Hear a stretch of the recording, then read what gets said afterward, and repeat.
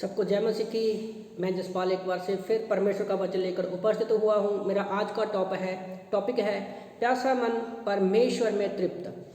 भजन संहिता 63 का 1 साम 63 वर्स 1 लिखा है, हे परमेश्वर तू मेरा परमेश्वर है, मैं तुम्हें यत्न से ढूंढूंगा। सूखी और निर्जल उसारू भूमि पर मेरा मन तेरा प्यासा है, मेरा शरीर अति अभिलाषी है। एक तो मन प्यासा होता है और एक शारीरिक प्यास होती है। तो जब दाऊद भाग रहा था तो वो दोनों परिस्थितियों से ही जा रहा था, क्योंकि राजा बनने के बाद वो लगातार भाग रहा था। पहला शमूएल अध्याय 23 वचन 14 में प्रभु का वचन कहता है कि वो जंगलों में रह रहा था और पहाड़ी देश के जीप नामक एक देश में रह रहा था, और शाऊल उसकी जान का प्यासा था, वो उससे डरकर भागा हुआ था। पर प्रभु का वचन कहता है कि परमेश्वर ने उसके हाथ में पड़ने नहीं दिया।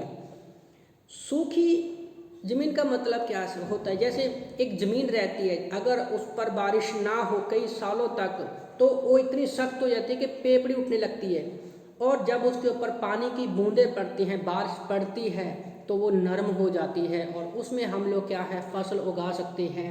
और दूसरा उससे ये भी कार्य लिया जा सकता है कि हम उस गीली मिट्टी से दीवारों पर चूना लगा सकते हैं। घरों के पुराने ज़माने में जैसे हम देखते हैं कि वो नीचे सफाई करने के लिए भी इस्तेमाल हो सकती है।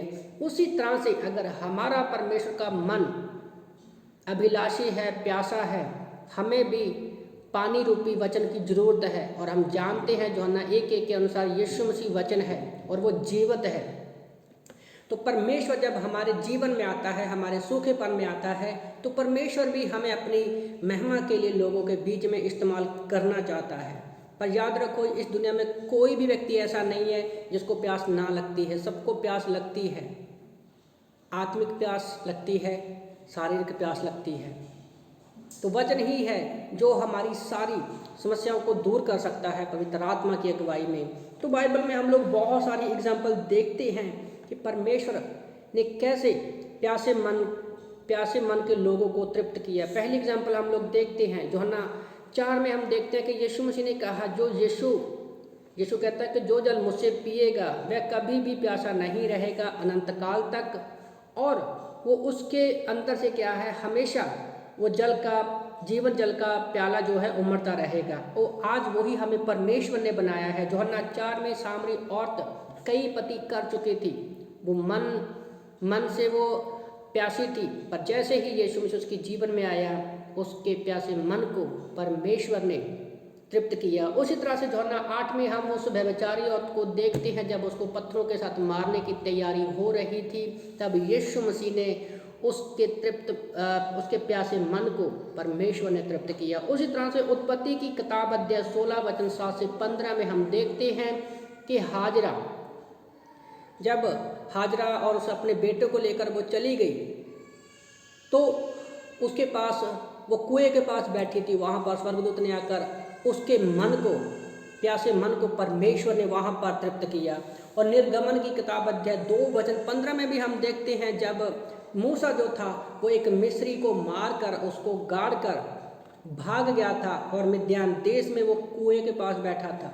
कुएं के पास बैठा होने के कारण भी वो प्यासा था। वहाँ पर परमेश्वर ने निर्गमन 3:1-6 में हम देखते हैं कि परमेश्वर ने जलती झाड़ी में से उसको दर्शन देकर उसके प्यासे मन को परमेश्वर ने तृप्त किया। उसी तरह से दूसरा राजा अध्याय 5 वचन 11 से 14 में हम लोग देखते हैं कि नमान कोढ़ी को जब कोढ़ हो जाता है तो अलीशा के पास जाता है। अलीशा बोलता है कि तू यरदन नदी में डुबकी लगा ले 7 बार। वो भले पानी में था पर फिर भी उसका मन प्यासा था, पर जैसे ही उसने 7वीं डुबकी लगाई, उसके मन को परमेश्वर ने तृप्त किया। उसी तरह से गरीब लाजर और धनी व्यक्ति के बारे में हमें पता है कि कैसे धनी व्यक्ति पानी की प्यास को तरसता है। उसी तरह आज बहुत सारे लोग हैं जो प्यासे हैं, परमेश्वर के बिना वो भटके हुए हैं। आज परमेश्वर ने बाइबल के रूप में, वचन के रूप में हमें लोगों के बीच में रखा है कि हम उन प्यासे मन वालों को तृप्त करें। तो इन वचनों से प्रभु आप सबको आशीष दे। आमीन।